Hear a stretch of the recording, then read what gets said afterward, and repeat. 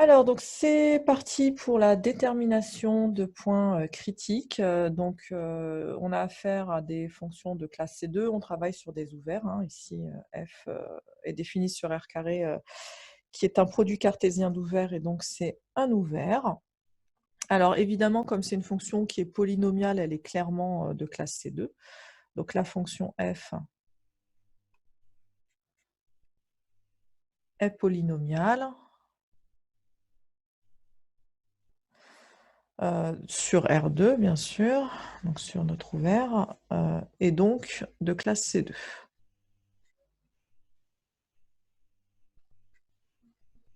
Toujours sur R2.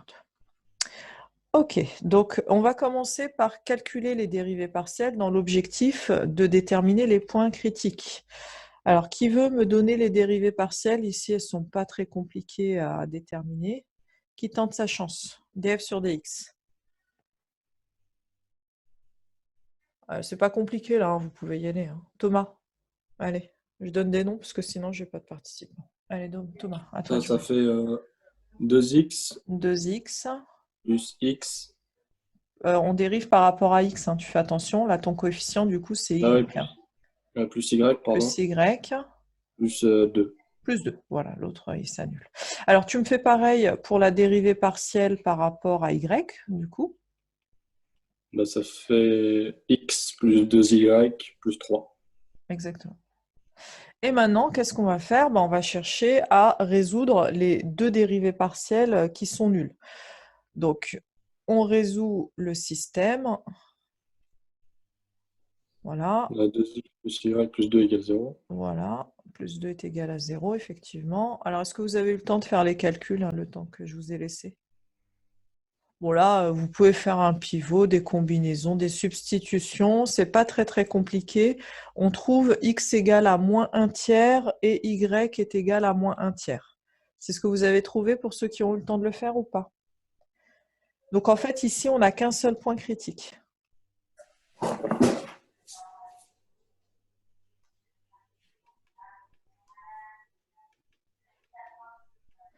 qui est le point moins 1 tiers, moins 1 tiers. Voilà. Alors, maintenant, on va déterminer les dérivées secondes, donc dans l'objectif d'avoir la nature, bien sûr, du point critique. Donc, les dérivées partielles secondes. Alors, qui va tenter sa chance pour dériver encore une fois? Qui essaye? Ryan, tu veux essayer? J'ai peur de YouTube, madame. Mais non, n'aie pas peur. Allez, lance-toi. Personne ne saura qui tu es. Alors, Vous avez dit Ryan par contre. Oui, j'ai dit Ryan. C'est Ryan qui me parle. non, moi c'est Tout le Rachid. monde- C'est Rachid? Non. Allez, on démarre. Euh, Donc, tu redérives celle-là, la première, par rapport à x. Qu'est-ce qui va te rester? il va me rester 2. Ouais. Alors maintenant, on fait Et les ensuite, deux. Alors, on fait les croisés. Les croisés, je vous ok. rappelle que c'est les mêmes par le théorème de Schwartz, puisqu'on a affaire à des fonctions de classe C2. Et qu'est-ce que tu obtiens quand tu dérives la première par rapport à y, par exemple? 1. 1, ok. Et ensuite, il nous reste la seconde, la dérivée partielle seconde par rapport à y encore. Donc là, tu redérives la seconde, mais par rapport à y. J'obtiens que 2. 2. Ok. Donc maintenant, on peut toujours se placer au point moins 1 tiers, moins 1 tiers. De toute manière, on a des constantes, donc ça ne changera rien.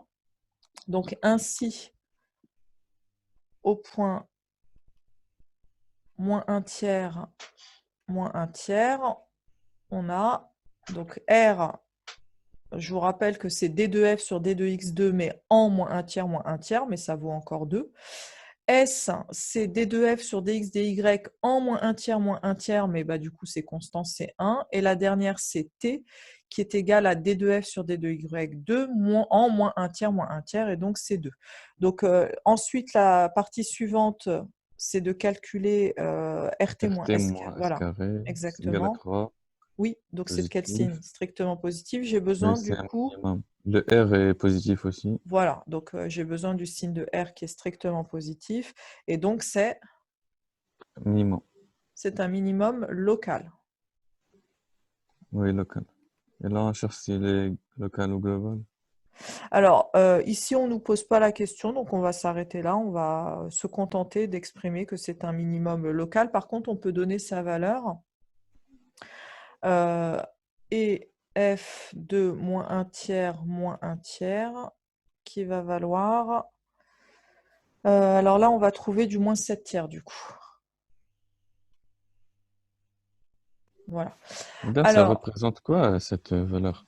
bah, Cette c'est le minimum qui est atteint, parce que tu sais qu'il a atteint au point moins 1 tiers, mais il a une valeur quand même. C'est comme dans R, hein, tu peux avoir un minimum en x égale 2 qui va valoir 4, par exemple, c'est la valeur de y. D'accord? Ok. Voilà. Du coup, bah, on va s'arrêter là. Il y a d'autres questions pour cet exercice-là ou pas?